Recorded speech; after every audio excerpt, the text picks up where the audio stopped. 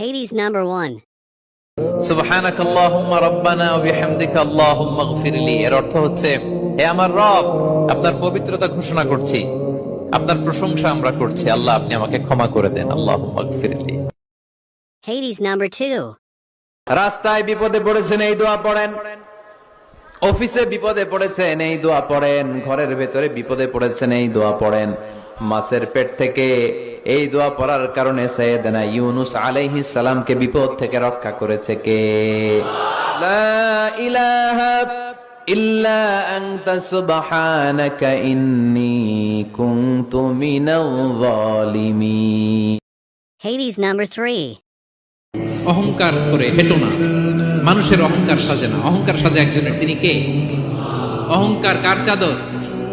আল্লাহ বলে, এই চাদর ধরে যদি কেউ টান দেয়, ওরে আমি জাহান্নামে নিক্ষেপ করি, ফালা উবালি, আই ডোন্ট কেয়ার, ওরে আমি জাহান্নামে ফেলবো। অহংকার করার কি আছে আমাদের? কিছুই নাই। Hades number 5.